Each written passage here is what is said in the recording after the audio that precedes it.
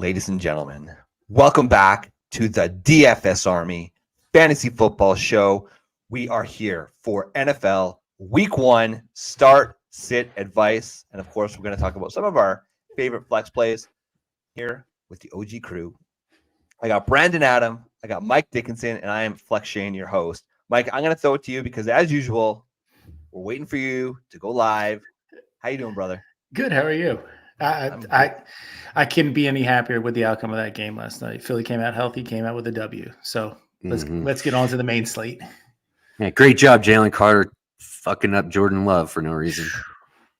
That's, you know what though, it's one of those things where, and for those of you who don't know, it sounds like ACL's intact for Jordan Love. This is as of 11:15 Eastern time in the morning on September 7th. So hopefully more good news comes out for Jordan Love. But good news is, please God, ACL's intact. Yeah. I mean, Brandon, like you worked out in Jordan Love all off season, and yeah, it looked a little sloppy yesterday on both sides. Oh, yeah. I think we can agree though that when you're traveling for 9-10 hours, you go into an unfamiliar stadium. The field was absolutely trash. Guys were trash, dude, the entire night.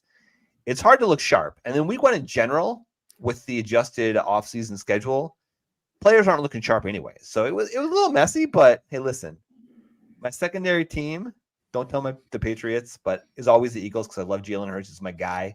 Jalen Hurts, you got it done. AJ Brown got it done. And Brandon, I'm looking right at you, brother. Saquon Barkley, you better believe it. I know. Barkley, go ahead. Let's go. Let's go. It's so needed. Go for it. Yes. Okay, listen. So the bottom line is Saquon Barkley is him. He's a stud. He's always been a stud. And he's been stuck behind an abysmal offensive line in the Giants' putrid offense for years. The man finally comes into an offense where he is the guy, and better believe it, he is going to get it done for you in fantasy football this season. I love it. The thing is, and this is a key, let's not overcomplicate fantasy football, okay? Are you right? Healthy? Check. Are you a stud?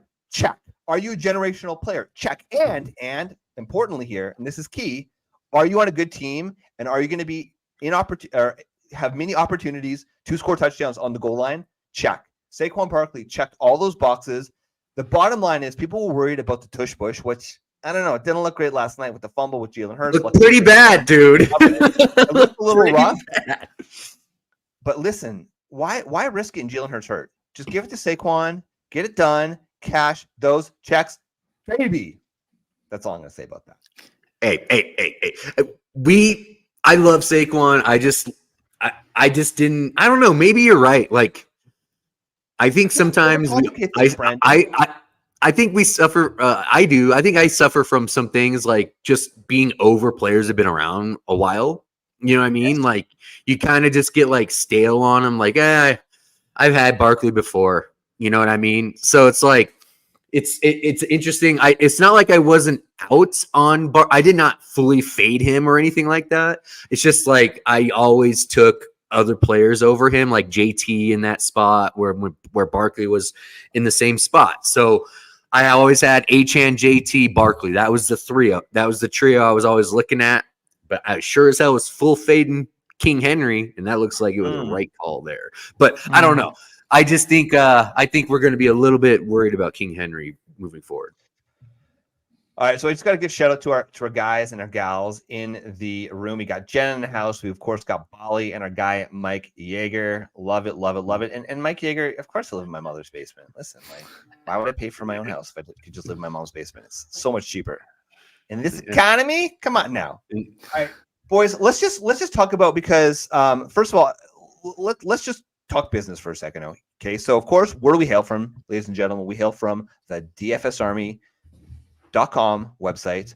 We are specifically the DFS Army Fantasy Football channel, though. So if you're new to us, thank you, welcome. We're going to be here all off season, and generally the cadence of the show is we like to talk about flex play decisions, right? Because we just talked about it to start the show. Like, keep things simple, okay?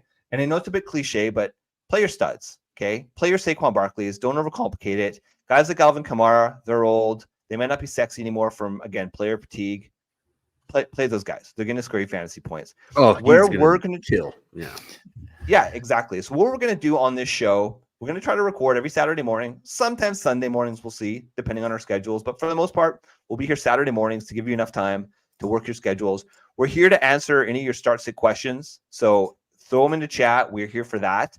And ultimately here, if you're listening on the podcast feed, that's great. Pretty much anything DFS Army audio related is going to be on that podcast feed. But we have a separate YouTube channel. So search DFS Army Fantasy Football, and you will come to our little channel.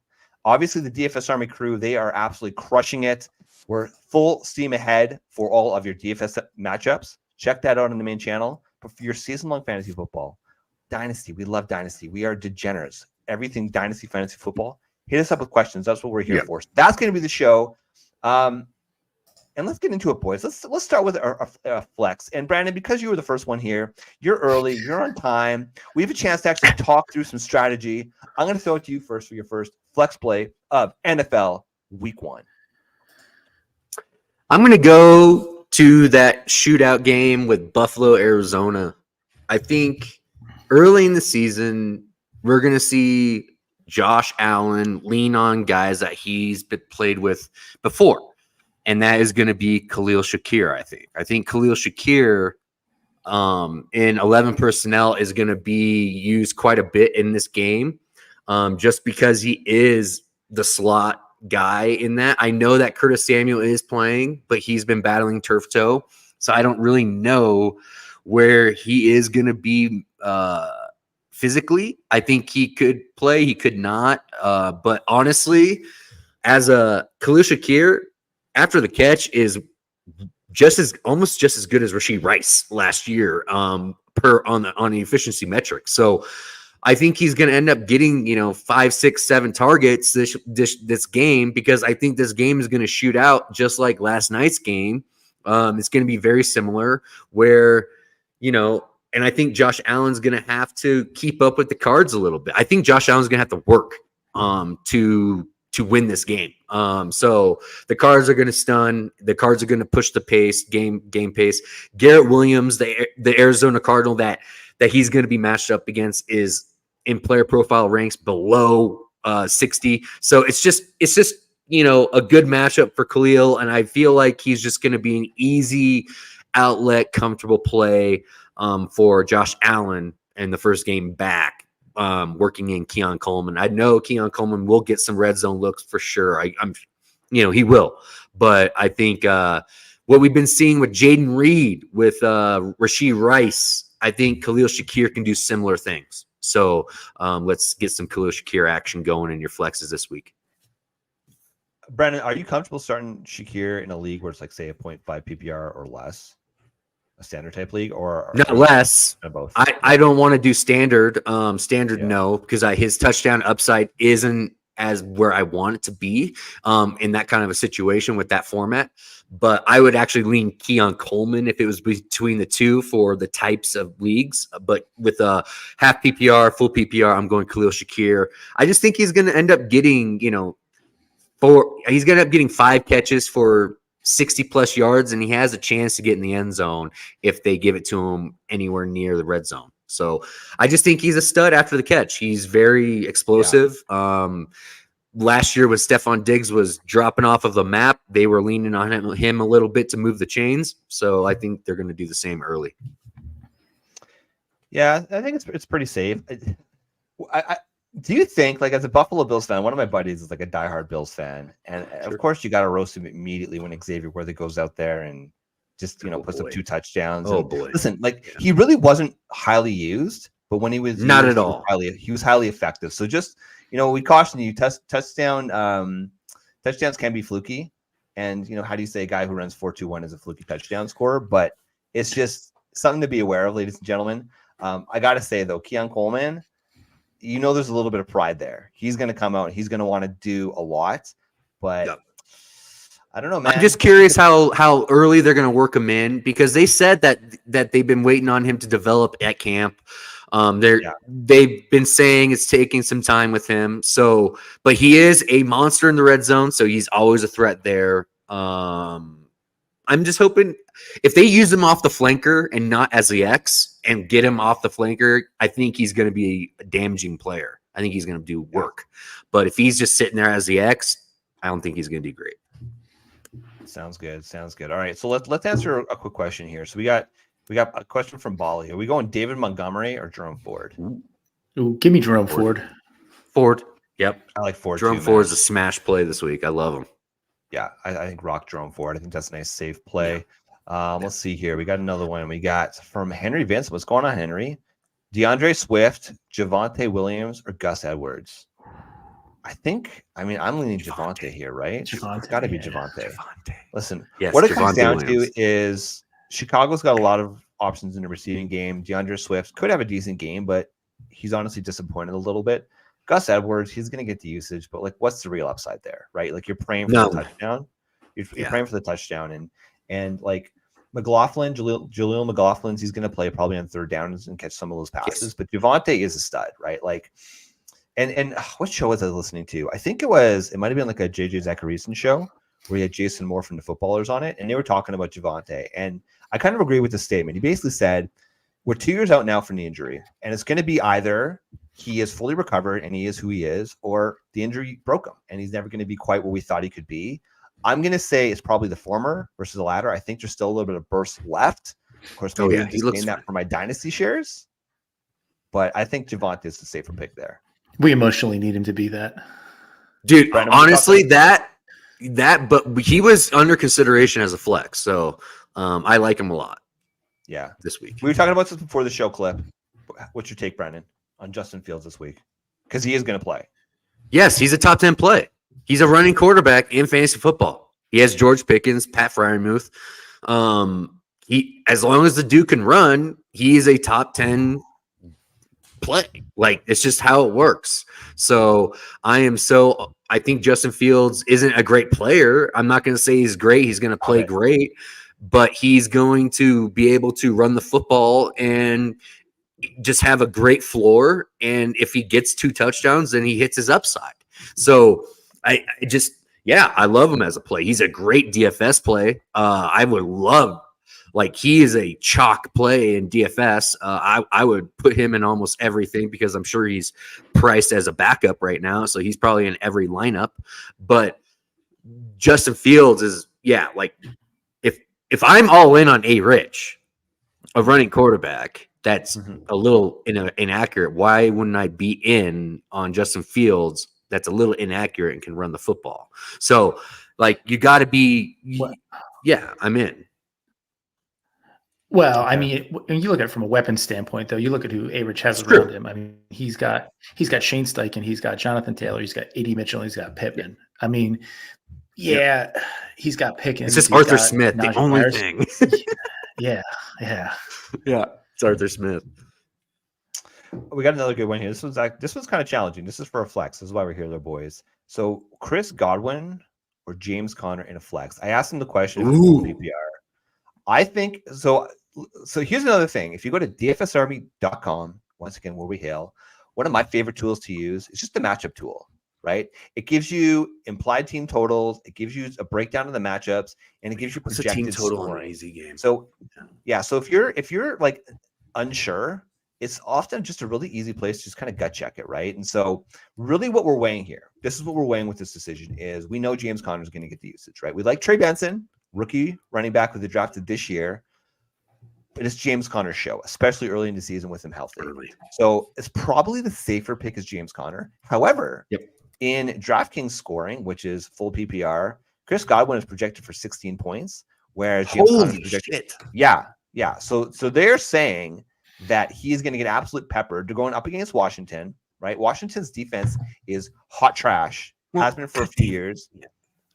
So it's and I'm kind of stealing your thunder here, Brandon. I'm sorry. It is. You're okay. This sucks, man. Just go. I love Chris Godwin. Chris. Play. Just go. No. This was a flex play. We were talking about. Mike and I were on the same wavelength this morning. We didn't talk at all about any of this, and we literally named players, and we had the same the first 3 off the bat. So we are either really dumb or really smart on those picks. But Chris Godwin was a guy that I had on the outside that was a top 5 play for me. But yeah, Chris Godwin, what's the team? Do we have the team implied on that game with the Tampa Bay Washington game? Yeah. Tampa's implied team total is 23 points. Washington's 19. Yeah, Washington's 19. Okay. Yeah. So Chris Godwin, he's moved. They've stated clearly that they're moving him back to the slot full time. So they're going to be in 11 personnel quite a bit with Rachaad White staying on the field. And you're going to end up getting Chris Godwin getting peppered, like you said, out of the slot to move the ball. The touchdown upside, I don't know. McMillan on the outside is going to be a stud, and he's a touchdown threat all the time. So I think the touchdown upside is a little bit chipped away with Chris Godwin, but man, he's a safe 15 points. Like you said, he's going to get a ton of catches. I really like him. I think I lean Connor in this situation just because I don't. Yeah, it's Connor for sure in that question. Yeah, I don't know that I trust Baker Mayfield without Dave Canales. Like Mayfield did well with McVay, like the short stint he had when he was in. Remember when he was in LA and he came off the bench? He'd been there for 2 days, and then he did well with Canales last year.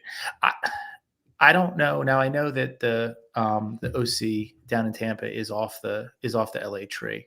So, but how far off the LA tree is he? I don't know. I think there's a lot that remains to be seen with him. But I mean, Canales is the whisperer. We saw him do it with Geno Smith. We saw him do it with Baker last year. I wouldn't be surprised if we see a version of that with Bryce Young this year. And in this situation, I would lean Connor just because he's safer. There's not that unknown. Right on. I get that. Let's go for that. Connor can get 2 touchdowns. Connor's the safest one. I'm just going to say this. So Chris, Player Profiler has Chris Godwin lining up against Michael Davis of Washington, but I don't think that's going to happen because Chris Godwin is going to be in the slot. Michael Davis does not go to the slot. His slot rate's at 2%. So he's going to be the one that's lined up on McMillan. And he gives up 12.6 fantasy points allowed per game. So he's a sieve.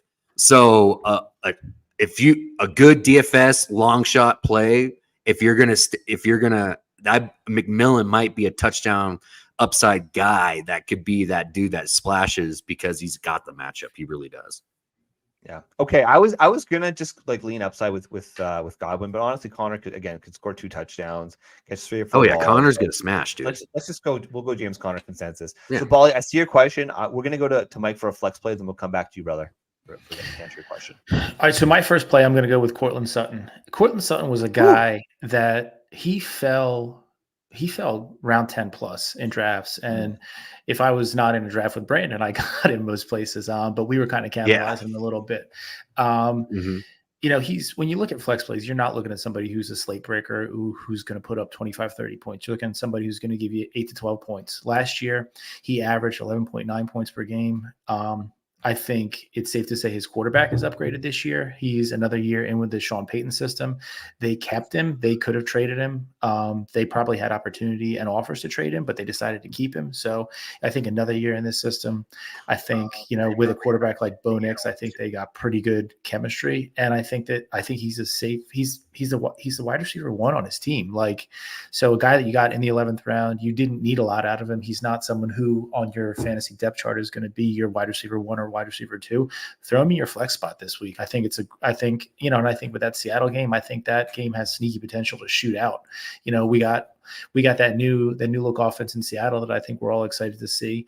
The over under is only 41.5, but I would not be surprised if it hits the over on that. And I think script is going to favor. It's going to be a pass heavy script for Denver. So yeah, give me some Cortland Sutton. That's interesting. And that's an interesting one. He's supposed to be lining up against Tariq Woolen.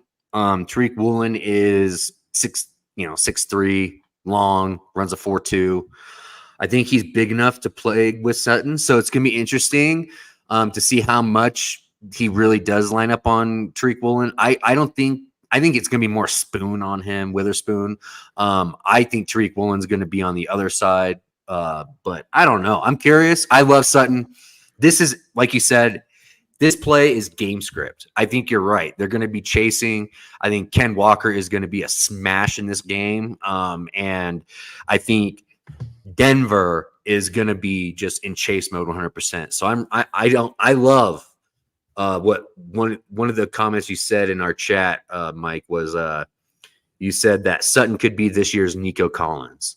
That guy, that X that comes out of nowhere and smashes. And yeah, I'm there's a reason why I tried to draft him on my teams, and I think you're tracking with that too. And this is an interesting matchup. I'm curious. I'm actually kind of surprised you said this one. Well, so you look at it, he's got to go 6 for 40, 5 for 55. Like that, right. That's what we're talking about here. And I think that as good as the secondary is in Seattle, I think that especially in chase mode, garbage time, like don't watch a game. If you're a Seattle or Denver fan, watch a game, but like don't watch a game and just look at the box score, and you'll see 5 for 55, 3 for 60 and a touchdown, like something right around there. Those are all correct. Those are all reasonable outcomes to me. And he's got great touchdown upside. He's proven that over the years. He's a touchdown guy. So yeah, got it. Yep. Yeah, that was the only thing I was going to add. Is like he's so touchdown dependent. Even last year, just scroll through his game logs where he scored a touchdown. It's crazy. He popped your lineup. When he didn't, it was kind of like, ugh. It was plug your nose and just hope for the best. So it's fine. I mean, listen, that's what the flex play is, but I have a fair amount of Courtland Sutton in best ball as well, just because that he does have the possibility for pop weeks every single week. So, all right, before I get to mine, I'm gonna go for Bally's question here. So, looking for pick up a handcuff for depth. What do you guys think? Damian Pierce, Kamani Vidal, Tyron Tracy, Tank Bigsby, or Audric Estime? I know who my pick is right here. I guess my question is who you dropping and why? Because like going into week 1. You drafted your team. Do you own ETN? Do you own Singletary? Like, if you own any of those the other side of the handcuff, then that's the way I would go. Shane, can you pull that back up? Yeah, for sure. Yeah, I'm just going to tell you guys right now. I don't care who he's got as a starter. Like, yes, Mike, you asked the key question: who the hell are you dropping to pick up one of these guys? But if it's a deep league, or even like a dynasty sort of thing, and it's like a shallow dynasty roster, which is counterintuitive here, to me, it's Tyron Tracy. Yeah, we were talking about him all off season. Kamani Vidal, we liked. The usage is going to be questionable. I don't know. There's just too many risks there. Whereas Tyron Tracy, he played wide receiver early in his career.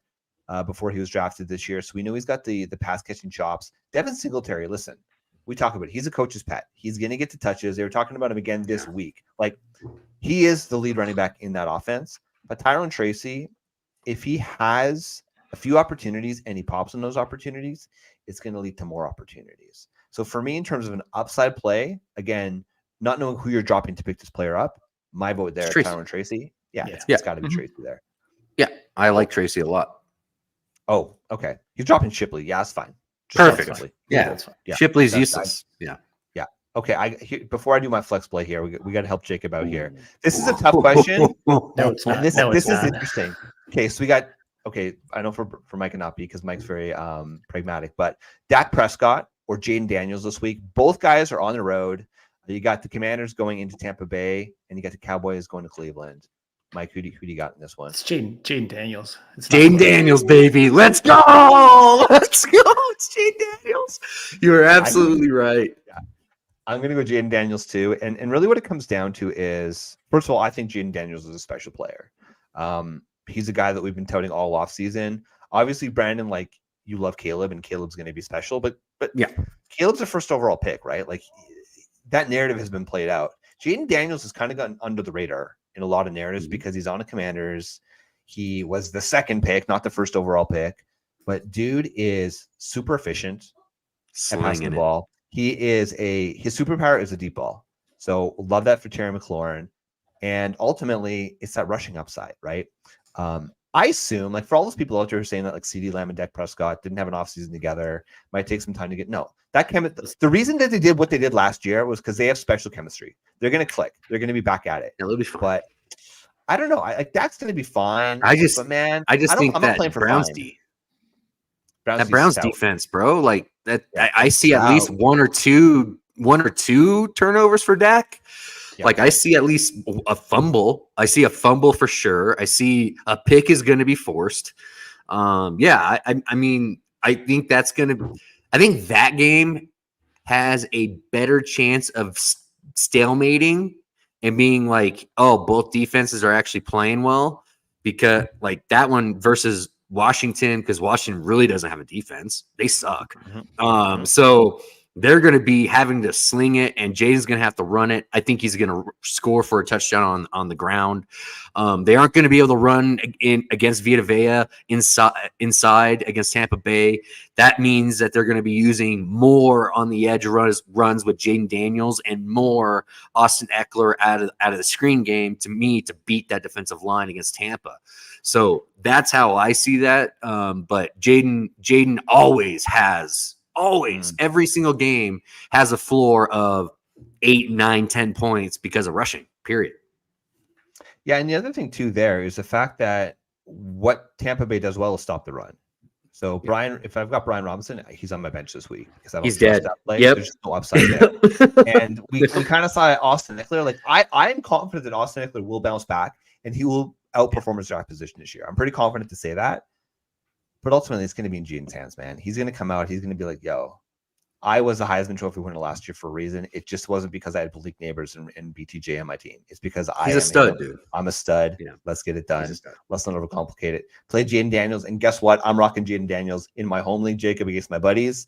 That's probably my most important league simply because they're middle high school guys, right? Like you want to just crush their souls. So I'm going to rock Jaden Daniels with you as well, brother. So we'll be cheering together. All right, I'm going to get to my flex play here because this is a player that he's kind of got a little bit of buzz, but this is the definition of an ambiguous backfield. And that is Chase Brown this week, Cincinnati Bengals going up against my New England Patriots. I think the Patriots are going to get absolutely crushed this week, unfortunately. So a few things I like about Chase Brown here. So implied team total is 24 points. So they are expected to win the game pretty handedly.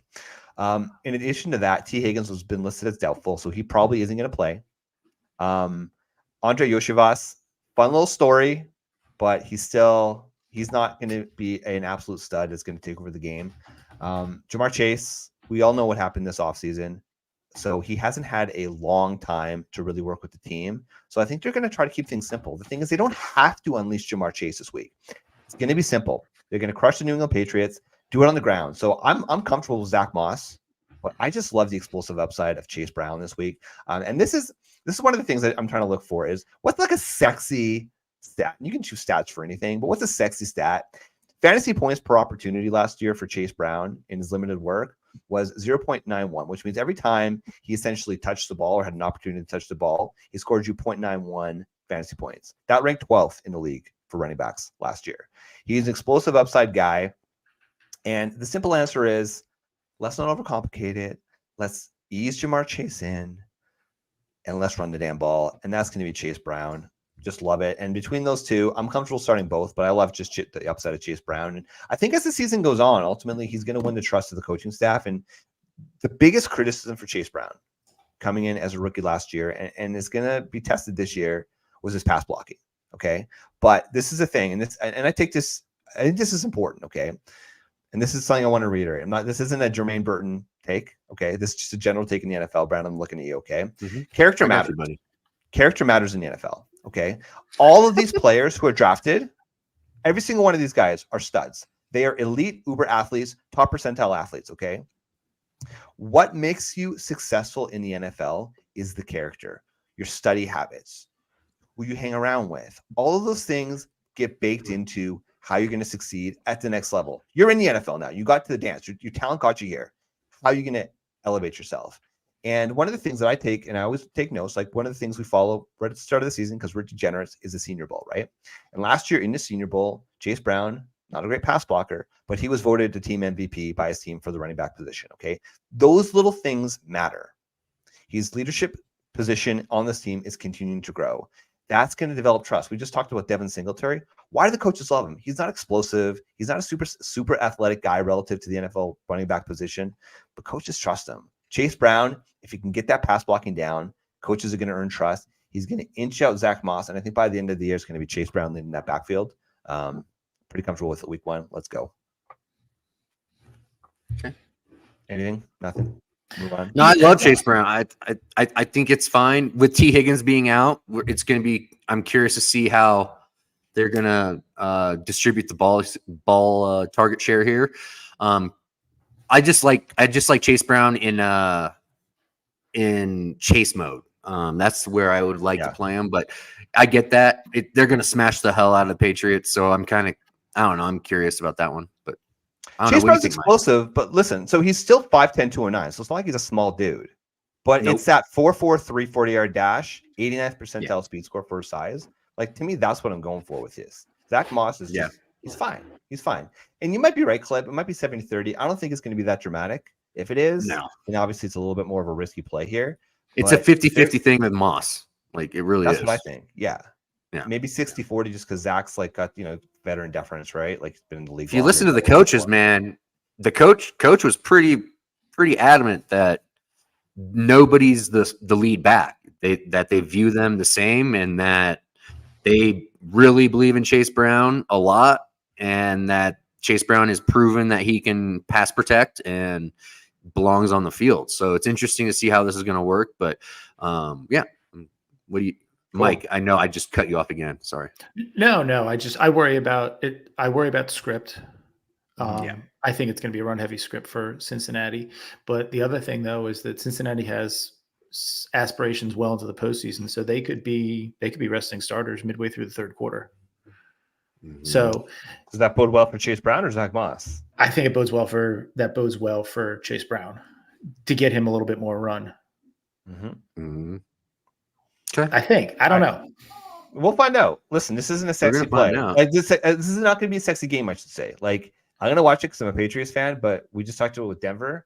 Don't watch the game. If you're not a Pats fan, you're not a Bengals fan, don't watch the game. It's not going to be sexy. Just look at the box score at the end of the game. Look at your fantasy score, and move on. All right, Brandon, give me your second flex play, brother. I don't know if you take Mike. You go next. Go take the dude from Seattle that we talked about, and I want you to talk about him, because if I talk about him, it's going to be fanboying.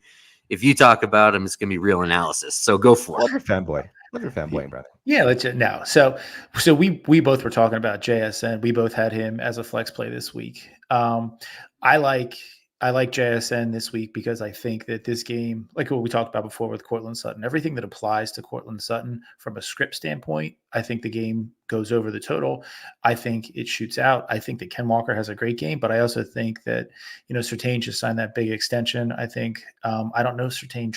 I think Surtain travels typically, so they'll probably travel him. He'll be all over DK. He'll be all over DK. So you look at this Washington, you look at the Seattle offense, and what the OC did when he was in Washington, and when McMillan when he was healthy, he was the stud in that offense. Now he got hurt and Adunze emerged, but I think like going into at the beginning of the season, I think that there's going to be heavy usage for JSN. So I think JSN is a better matchup.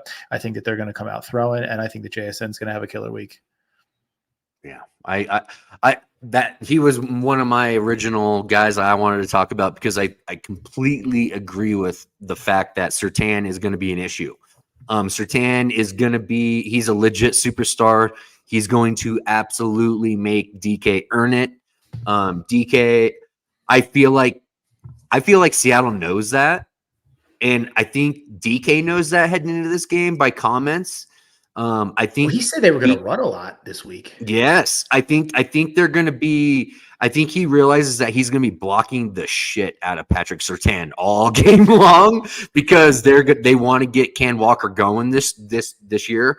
But JSN, when they do these bunch sets, I'm telling you, JSN is going to look just like Jaden Reed, Rashee Rice, off ball.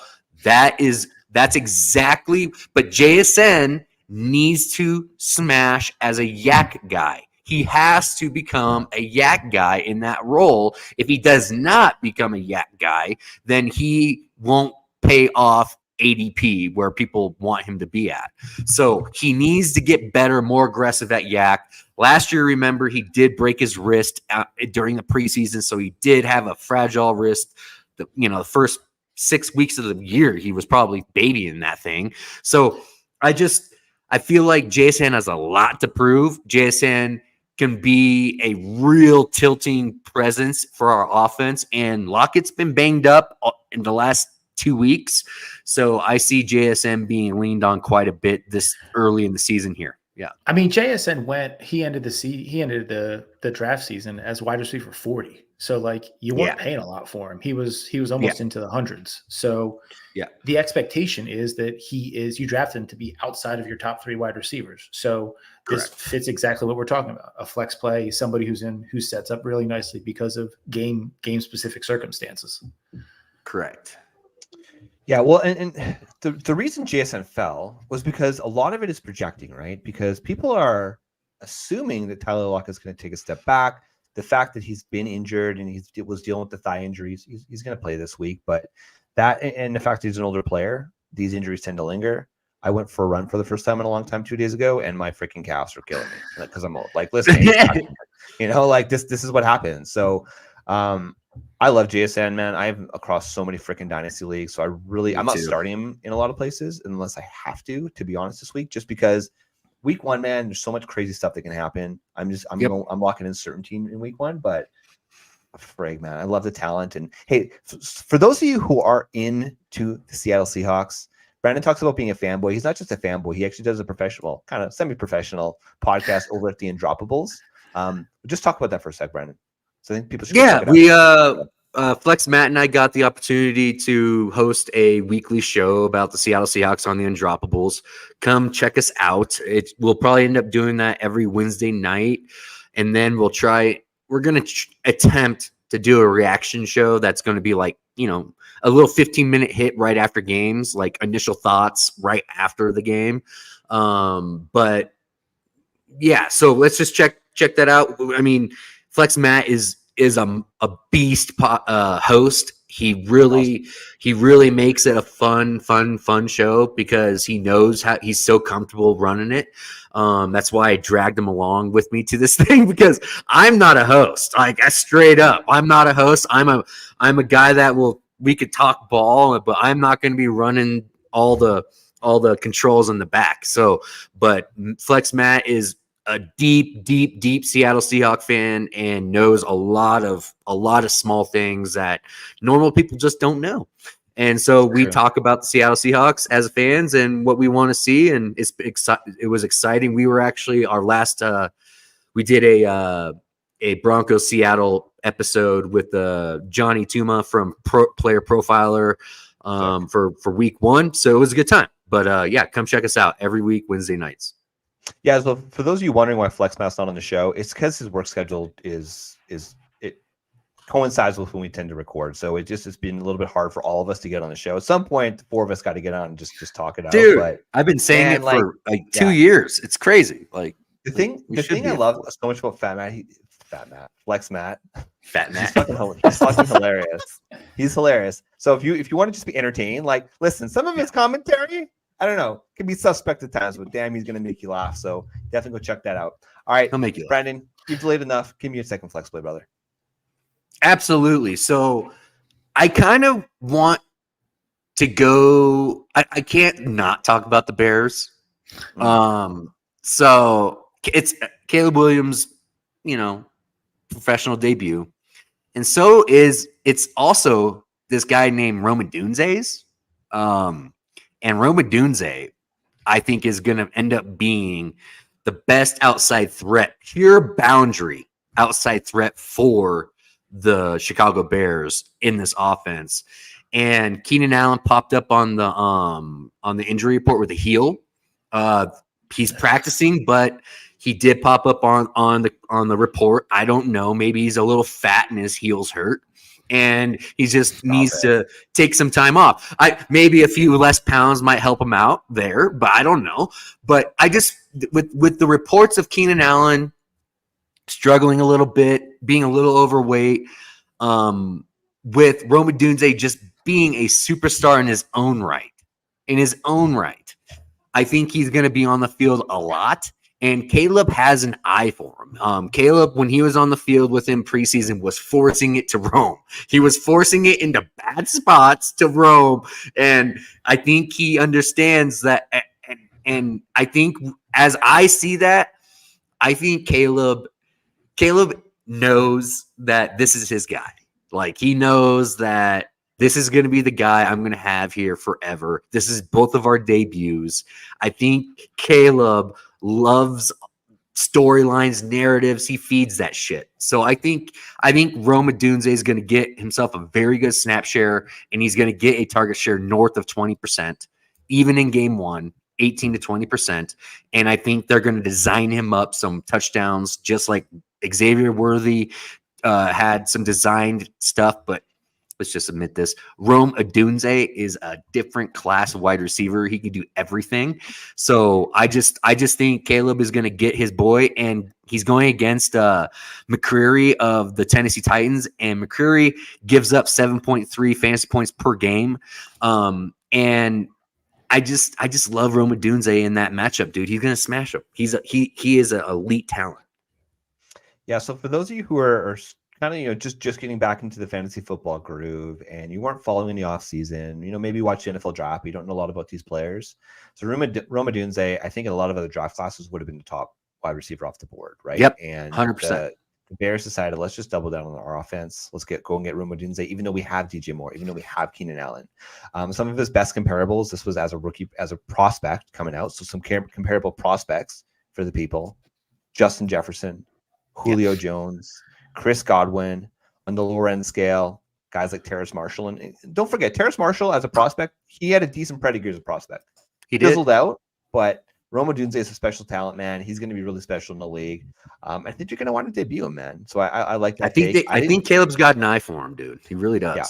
Oh yeah, it's going to be one of those special things. It's going to be like, Matt Ryan and Julio Jones early in their career, right? Like, that's just they're going to go away from Snead. Snead signed with Tennessee. Snead is going to be all over DJ Moore, following him around. So I think Rome is going to be the odd. I think he's going to be the guy that's left to single coverage. He going to dominate single coverage. It's going to be bad. It's going to be good. Yeah. All right, before I get to my flex play here, I'm going to help all you out here. So it's a full flex PPR. Oh my God, how good is your team if it's a flex play? We got Christian Kirk, Terry McLaurin, or Jordan Addison. So Addison's out for me.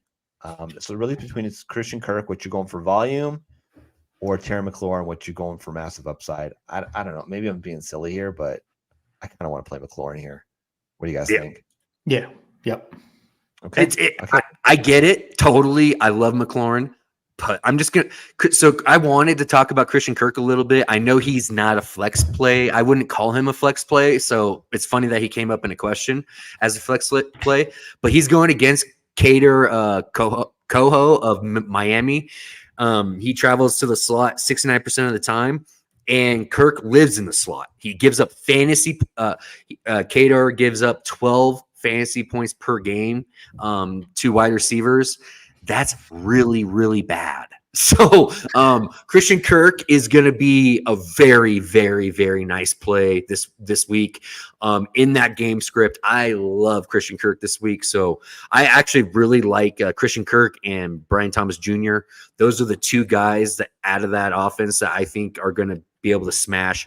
Christian Kirk is a safety blanket. So great flex play if you have that. But Terry McLaurin over Christian Kirk for sure.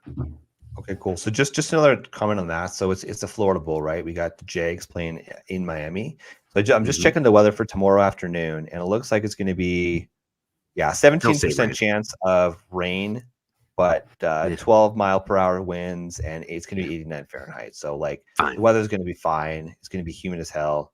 So that's going to be a high scoring game. So honestly, I'm okay with either, and that's tough, but let's go upside with exactly. You can't go wrong, and you can't go wrong. No, I'm going back. I'm pulling a 180 here. I'm going Christian Kirk in this play. Oh, I convinced you with that. That's awesome. Yeah, you convinced me on that one. I'm pulling a 180. I'm just the fact that it's a PPR, Terry McLaurin could easily go out there, get 120 yards on six catches and get a touchdown, but Christian Kirk is Trevor Lawrence's guy, and I've been talking about. I think Trevor Lawrence is going to be like a lot of people were drafting like the like CJ Stroud, Joe Burrow, like those types of players. Trevor Lawrence is the same kind of guy, and I think he's going to draft to that performance ADP. I think that he's going to have a year, and next year he's going to be drafted within that tier player. Big part of that's going to be his relationship with Christian Kirk. I'm going for the PPR upside. I think that game's going to be high scoring, and it's just a little bit safer. That's all right. So here we go. So for me, from a ranking standpoint, McLaurin and Kirk are a coin flip. Like I almost had McLaurin as one of my plays. Here's what you need to look at: the implied game total for the Jacksonville game is almost 50. And it's 49.5. I could see go that way going over that. Yeah, the Washington game is 42.5. They'll probably go over that, but like, I love Kirk too, man. You're looking at almost another. God damn it, we're gonna all flip back to Kirk. It's Kirk. I mean, Kador is rated on Player Profile as the 85th best corner. Okay, let's let Kirk cook a little bit out of the slot, and I'm telling like everybody, he's going to occupy the same space as Evan Ingram. So the touchdown upside when Christian Kirk for Evan Ingram, or like in between the 20, the volume isn't going to be quite there because Kirk is going to be a dude. I'm telling you, Trevor Lawrence loves Christian Kirk. He really does. When you listen to him talk about him in pressers. So basically, we're copping out. I'm just going to simplify it for you. Okay. It's both. Our hearts, they play Terry McLaurin. Our heads, tell us Christian Kirk. So we didn't help you at all, Bolly. It's going to be tough. Sorry. But ultimately, hey, you can't go wrong. You can't go wrong. I think both guys are pretty safe. Don't play probably Addison. 14, 15 points. Just don't play Addison. Addison's way too damn risky. Yeah, Addison, no way. Okay. All right, let's get into my my second flex play of the week here, boys. It's not sexy, but he's going to score points in PPR, baby, and that is one Deontay Johnson going up against New Orleans Saints. Now, here's a little bit risky. The implied team total is only 18.75 points, which is not great, right? But listen, and here's the bottom line, okay? If Bryce Young is going to be good this year, he's got to get his confidence up early. They're going into a very hostile environment. I've gone to the Superdome before. I wonder if I'm going to get paid for this, but it is the Caesars Superdome is where they're going to be playing. And ultimately, they're going to want to make things simple for Bryce Young. And that's going to be the safety blanket that is Deontay Johnson, okay? So one of the things that I looked at, now again, I like to have like a little stat that popped from last year. Last year, Deontay Johnson ranked number 3 overall in wide receivers with the dominator rating at 41.5%, which represents his team's receiving yards and receiving touchdowns, okay? He is a safety blanket. He is a ball hog. And that's the type of player that we need. We saw it last year early when Adam Thielen was actually healthy, that Bryce Young really leaned on Adam Thielen. Well, Deontay Johnson is a step above. Oh, what's that music going? I have no idea. Going? Let's go, Brandon. Let's rock it up, baby. That wasn't me, man. That was me. That came off my phone. I don't know what that was. Damn. So yeah, Deontay Johnson, man, I got a lot of them in my PPR leagues, because he's going to be such a safe damn play every single week. So is it super, super high upside sexy? No. But where you were drafting him, like he was going drafted as a wide receiver 39, which is definitively in that conversation of, are you going to start him in your flex play or you're not going to start him? I'm pretty comfortable, especially early on in the season when everybody's healthy, especially when you're on the road going into an environment like he's going to get targets, man. He's just going to get to targets, man. And sometimes when all else fails, chase the targets versus chasing touchdowns, because more often than not, you're going to be let down by the touchdowns, but you're going to be laughing all the way to the bank with the target. So it's not that should sexy. Be a t-shirt. Chase the targets, not the touchdowns. I like that. Let's do it up. So that's it. That's all I got for Deontay Johnson. Do you guys got any comments on that? Nope, it's gross, but I like it. It's fine. I love it. Both of my picks, you guys were like, just mute. It's like, it's fine. It's good. It's all good. It's a flex play. That's exactly what he is. Like, yeah. It's funny because so our process is, at least what my process is, I try to look at, like, especially early on in the season, like, where were people drafted? And initially, the reason that the Alvin Kamara's on the thumbnails, I'm like, Kamara's going to smash going up against the Panthers this week at home. Basically, all the opposites of why I like Deontay Johnson is why Alvin Kamara's going to smash. Then I realized, okay, he's going to like the running back 14, not exactly a flex play. All right, Mike Dickinson, not a flex play. No. So there you go. Shane is the alpha male. I would consider myself more of a beta, Michael, but that's okay. I'm okay with that. Oh, dude, that's a real beta thing to say. It's coming from Jaeger. Of course, it's a beta thing to say. Yeah, exactly. I love it. And oh shit, Bolly's got Ingram. Does that change our narrative on Christian Kirk? I think it does. Yes, to me. then it's Terry. Yep. Yeah. Okay, easy. Okay, that's it. All right, boys, we kind of wrapped it up here. Does anybody want to shoot out? Like, I've got like one kind of deep flex play that if like I'm talking like a dynasty league type player. Do you guys have anybody like that are just more, or somebody that you think is just going to smash? Maybe they're obvious plays, but you think just a take for this week. Brandon? I like Lad McConkey this week against Nate Hobbs of Las Vegas. Hobbs gave up over 10 fantasy points per game. Lad McConkey is a route running savant. He is going to absolutely expose a lot of people in short spaces. It's the value. The cool thing is that Justin Herbert hasn't established the number one yet. So the values, especially with prop bets and whatnot, if you bet that, if you really think Lad McConkey becomes the one, you could probably cash a lot of props with Lad early in the season because it's just not high enough. Yeah.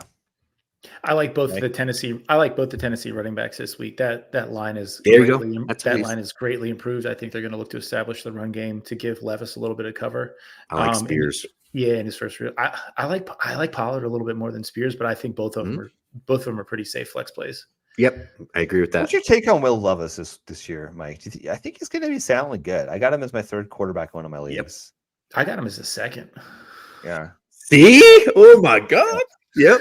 And we during that draft we said Will Levis over QJ, Will Levis over also, unfortunately we said Will Levis over Achane. That was wrong. But nobody knew that Achane was going to be Achane. Let's go playing the percentages, Brendan. But yeah, I got you. That's that stupid Alan Seslowski thing. You could never draft a quarterback cheaper than in the rookie drafts. Like, but it's true. It's true. He's not wrong. I know that's why Alan was successful. I know it's true, but then you end up missing out on guys like Achane, Rashee Rice. Like that's what ends up happening. So I don't know. It's interesting, but I'm all in on Will Levis. I love Will Levis this year. I think this offense for Tennessee is going to be greatly different. Like you said, the additions of Cushenberry to the center at Tennessee, and then who did they draft? That kid. They drafted a left tackle, but yeah, the second overall. Callahan brought his dad in to run the offensive line too. There you go, baby. I just think Tennessee's going to be sneaky, hard to beat. I think they're going to be sneaky this year. Yeah, I think so. For me, like just as like a deep flex play, Jacoby Myers is probably going to be a safe play this week. He's just same analysis as DJ, where he's gonna get targets, right? And Gardner Minshew, like he can distribute the ball. Not always the most accurate, but he can distribute the ball. But I think what I'm looking forward to the most this week one is just how we're going to see these top ranked rookies. Like we were talking about the Jacksonville game. I want to see Brian Thomas Jr. Man, just like, oh my God, dude! I want to see him just go. Yeah, I'm gonna pull up the corner that's covering him. It's ridiculous. The corner. So Kendall Fuller of Miami gives up over 11.2 fantasy points per game, dude. Brian Thomas Jr. is going to the house. I see a 40-yard bombs. I see 30-yard plus bombs being taken. Brian Thomas Jr. is going to be something else. Which means it'll be Gabe Davis. Which will be Gabe Davis. I can't believe they got Gabe Davis when it makes no sense. Well, it's because of the wide receiver coach. Isn't Welker's our wide receiver coach? He came from Buffalo to Jacksonville. Oh, okay, that's the connection. Okay, got it. Didn't know that. Okay, all right, boys. There's a few start sit questions here that popped up. So let's just hit these out, and then we'll close out the show. Sure. All right. Need 4. He's playing flex max. This is important. We got Mostert, Walker, Chase Brown, Ford, and Gibbs. I think who sits there? Gibbs, Ford, Walker, and Mostert. Sit Chase Brown. Yeah. Sit Chase Brown. Sit Chase there. Group, definitely do that. And then we got one here from Rod Tips Down. How do I upgrade wide receiver 3? He's got Nico Collins, Amon-Ra St. Brown, Ayuk, bench Pickens. I'm not sure what the question is asking. He's asking, do any of his guys should have bench Ayuk? Yeah, bench Ayuk 100%. For Kirk. For Kirk, I think Kirk is a smash play there. Yeah. I would have said Pickens probably if Russ played, but I mean, of those two choices, you got to go Christian Kirk. Guys, for everything we just talked about, like huge game total, and Justin Fields is going to be playing for Pittsburgh, so it could be a little bit. It could be a little bit rough. I got to play Pickens in a couple leagues, and it's going to be a little bit rough. So I think George. I mean, if Justin Fields could make DJ Moore the 6th overall best wide receiver last year, why the hell can't George Pickens? Because they're different receivers. Because of Arthur Smith, I get it. You're going to say because of because they're different receivers. They're different receivers. They are different receivers, but I just feel like, I mean, George Pickens is a phenomenal athlete. I think what was his game? His big chunk plays with him. He creates big chunk plays, but I don't know. I would take Kirk because I know I'm going to get 8 targets, and you're going to get some yak out of Kirk there. And I don't know how Justin Fields is going to look yet, but I do think he's a good play because he runs. Fields over Carr. Fields always over Carr. Carr sucks. Always. Carr is a guy who you have in dynasty because you need depth at the quarterback position, but you never, ever, ever are excited to play Derek Carr. Justin Fields, man, I get tingly when I start Justin Fields. So go with that. Go upside, baby. Ultimately, listen, keep it simple, people. Play your studs, flex plays are upside, and go crush souls. So that's it, boys, for week 1. It's going to be super exciting. The first 2 games so far to start the season have been absolute bangers. So hopefully we get a few more of those going into Sunday and Monday. And let's just rock and roll, baby. So we're going to be here every single week helping with your start state questions right around 11 o'clock Eastern. Depends when Mike Dickinson decides to show up, but that's okay. He's got family obligations. So we're going to forgive him this time. 4 kids, you get 3 places. Yeah, exactly. It just sounds like absolute madness, man. So for those of you who are new to the show, thank you for joining. Thank you for watching and listening to the end of the show. Again, check us out over at dfsarmy.com. This is where we start making people money. Like this is the DFS Army superpower. And some of the tools, even if you don't play a lot of DFS, some of the tools on that website are super useful. So I like to use a chalkboard, right? If you're trying to understand starts decisions, who are some of these players that the DFS industry likes? Obviously, there's player prices and that sort of thing to come into the equation. But if the DFS industry is high that week on a player, probably a safe flex play. I like the cheat sheets. I like the matchups tool. And ultimately, if you are new to DFS and you just want to go and just print out some lineups, go check out the Domination Station, man. That's what's going to help people win money and go crush it. So for Brandon, for Mike Dickinson, I'm Flex Shane, and we are the DFS Army Fantasy Football Show. Good luck in week 1. Every time, knowing that, diamonds in my teeth, I gotta